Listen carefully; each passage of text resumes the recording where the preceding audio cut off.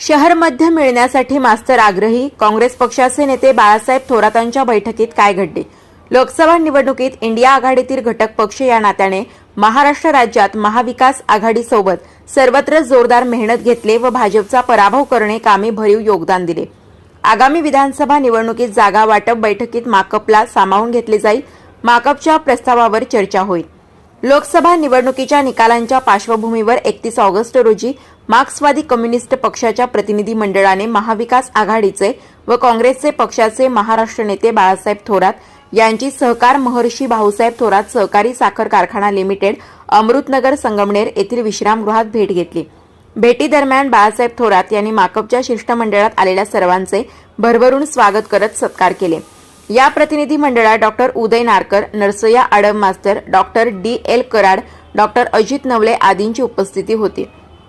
आगामी विधानसभा निवडणूक तयारीबाबत त्यांनी माकपच्या शिष्टमंडळासोबत 1 तास सांगोपांग चर्चा केली। माकप राज्यात लढवू इच्छित असलेल्या सोलापूर शहर मध्य, ठाणे, डहाणू, तलासरी, विक्रमगड, शहापूर, नाशिक, नाशिक पश्चिम, कळवण, दिंडोरी, इगतपुरी, अहमदनगर, अकोले, बीड, माजलगाव, परभणी, पाथरी, नांदेड, किनवट या 12 विधानसभा जागांवर यावेळी सकारात्मक चर्चा झाली। पर्यायी धोरणे, जाहीरनामा व निवडणूक रणनीती याबाबतही चर्चा झाली।